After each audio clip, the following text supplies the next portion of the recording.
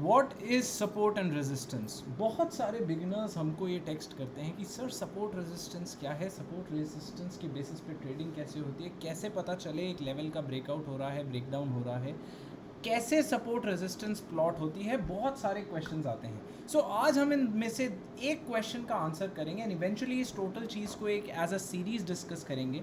What is support resistance is something that will be covering today.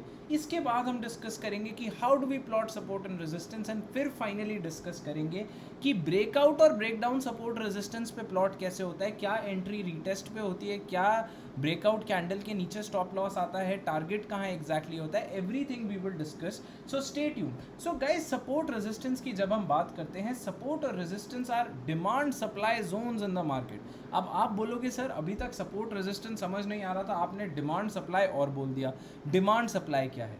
रुको, just look at the charts. अब chart पे देखो आप अपने आंखों के सामने, आपको एटलीस्ट इतना समझ आ रहा होगा कि प्राइस ऊपर जाने की कोशिश करा, बट यहाँ से टकरा के प्राइस में कुछ ऐसा हुआ कि इमीडिएट सेल ऑफ आया, वहाँ से वो नीचे आया, यहाँ से एक छोटा बाउंस आया, अगेन प्राइस नीचे गया, फिर वापस आया इस एरिया पे, इसने फिर एक बाउंस लिया, फिर नीचे आया इस जोन के आसपास, अगेन इस एरिया से एक बाउंस हुआ, then made a swing low over here, made a swing high around this area and made a swing low around this area. Right, now what you'll see on charts is that there is something that is happening in the charts कि price जब जब देखो, एक बारी इस area पे आया, यहाँ पे सेलिंग आया, फिर इस एरिया में आया, फिर से छोटी सेलिंग आई, थर्ड टाइम आया तो थोड़ी और बड़ी selling I. So when ever it is approaching this zone, ऐसा क्या हो रहा है मार्केट में कि सेलिंग हो रही है.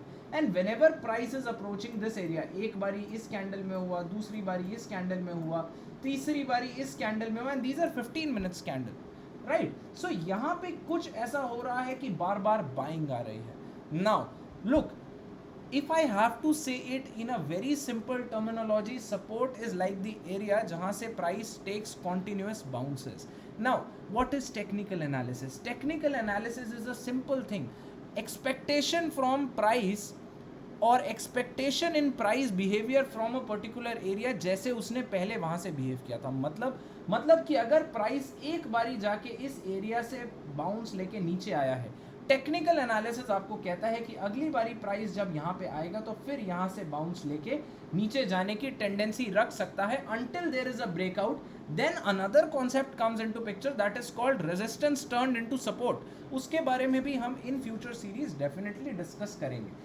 Right now there is something happening जिसकी वजह से प्राइस यहाँ पे जब जब बाउंस ले रहा है तब तब प्राइस यहाँ से नीचे आ रहा है, जब जब प्राइस इस जगह आ रहा है तो प्राइस यहाँ से ऊपर जा रहा है. थोड़ी सी ड्राइंग्स क्लियर करता हूँ कि ताकि आप लोग बेटर समझ पाओ. सो यहाँ पे एग्जैक्टली हो क्या रहा है, what is happening, let us discuss it in detail. So now think about one thing, demand supply कैसे वर्क करता है. प्राइस मूवमेंट, अगर आपको ट्रेडर बनना है, what you have to study is price movement. क्यों? क्योंकि अगर आप ट्रेडर हो, आप बैंक निफ्टी नहीं ट्रेड करते, निफ्टी नहीं करते, HDFC बैंक नहीं करते, रिलायंस नहीं करते, आप इनके प्राइस ट्रेड करते हो. अगर आपको समझ आता है कि ये प्राइस यहाँ से ऊपर जा सकता है, तब आप एक लॉन्ग पोजीशन बनाते हो. अगर आपको लगता है ब्रेकडाउन आ रहा है, प्राइस यहाँ से नीचे आ सकता है, तो आप एक शॉर्ट पोजीशन बनाते हो. Now please understand another more important concept कि प्राइस ऊपर नीचे क्यों होता है. It happens only because of two factors, that is called demand and that is called supply.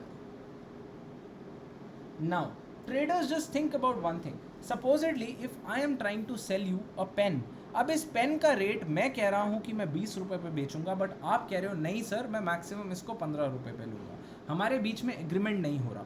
Then I say कि चलो I sell it for 18 rupees, you say I buy it for 17 rupees. अब 17.5 के पास एक agreement आ सकता था, but तभी एक news आती है कि ये pen was the pen that Washington DC used to sign the last agreement of independence.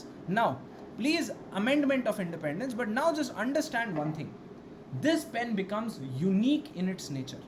अब पहले क्या था कि ये 20 रुपये पे क्यों जा रहा था, क्योंकि दुनिया भर में आप कहीं से भी किसी भी टाइप का पेन खरीद सकते हो. But now this is the pen that was last used by Washington DC. पूरे यूनिवर्स, पूरी दुनिया में सिर्फ एक इस टाइप का पेन है. सप्लाई, ऐसे पेन का दूसरा कहीं वेरिएंट मिल सकता है? Absolutely not. पूरी दुनिया में I am the only supplier. And demand, now the demand has increased. It is not just any particular pen, now everyone wants this pen. right? Everyone wants this pen, so now it will not be sold for 17.5 rupees, perhaps it will be sold for 17.5 crores. It will be auctioned, फिर जो भी price जाए. Now, so ये pen का price बढ़ा कैसे? क्योंकि इसकी डिमांड इंक्रीज हुई. So it is very obvious, any place in the chart where in the price is touching and increasing can simply be set to be a demand generating zone. अब इस जगह technical concepts के according इस जगह demand generating area है. ये मतलब नहीं कि वहाँ पे बायर फिजिकली बैठा है, बट वहाँ पे बाइंग ऑर्डर्स पेंडिंग है. तो जब जब प्राइस आता है इस एरिया में, वहाँ से एक number of buying orders execute हो जाते हैं. उस एरिया में डिमांड ज़्यादा होता है in comparison to supply. That is why the prices go up. अब यहाँ पर जब प्राइस जाता है, so now think about one thing, supply होने ही वाला था, 17.5 करोड़ का वो बिकने वाला था. तब एक और न्यूज़ आई, राइट, कि ये जो न्यूज़ है कि this is the last pen used by Washington DC is a fake news. Now, do you think it will sell off for 17.5 crores? No. It will again sell off for 17.5 rupees. Why? Because again this demand supply equation has been changed. Now supply has increased. कैसे? क्योंकि this has become just any other normal pen that anyone can have. And demand has drastically decreased. अब ऐसा नहीं कि everyone would want this particular pen. So price, when there is more supply and less demand, decreases. When there is more demand and less supply, price increases. तो ऐसे areas chart में जहां से price टकरा कर गिर रहा है बार बार, can simply be set to be what, they can be set to be supply generating areas. And जहां से price is continuously taking bounces, it can be set to be what, it can be set to be demand generating areas. Now guys please understand one thing, जैसे मैंने बोला कि supply generating area में या demand generating area में buyer physically present नहीं, buying orders pending है, तो सप्लाई जनरेटिंग एरिया में भी सप्लाई ऑर्डर्स पेंडिंग होते हैं. Now, the second point that you need to understand from here is that supply generating area is nothing but known as a resistance zone, and demand generating area is nothing but a support zone. This is the basic and the most financial concepts of support and resistance. Please understand this कि trading के अंदर this is one of the tool that is used in the most excessive manner. इसको समझना बहुत ज़रूरी है. क्यों? Reason is very simple, क्योंकि अगर एक सप्लाई जनरेटिंग एरिया का ब्रेकआउट होगा मतलब सेलर मार्केट से ख़त्म, अब बायर कंट्रोल लेगा. अगर डिमांड जनरेटिंग एरिया का ब्रेकडाउन हो गया मतलब बायर ख़त्म, seller will take the charge from here. So to understand the direction of price, understanding the major territories of buyers and sellers is very very important, क्योंकि वहीं से आपको buying या सेलिंग का मेजर ट्रेंड मिलता है and वहीं पे आपकी पोजीशंस बनती हैं. How to plot these support and resistance and exactly breakout कब होता है, कंफर्मेशन कब होती है, ये सारी चीज़ जानने के लिए स्टे ट्यून. मेक श्योर कि आप इस वीडियो को लाइक करो. So first of all, hi, I am Atif Bahl from stock market live and 2y wealth academy. हमारा ये इनिशिएटिव है कि हम बिगिनर्स को मैक्सिमम एजुकेट करें इस इंडस्ट्री के अंदर. सो मेक श्योर कि डिस्क्रिप्शन के अंदर लिंक्स हैं of both stock market live and 2y wealth academy. आप फॉलो करिए, हमें सपोर्ट करिए, and I'll see all of you guys in the next video. Thank you guys.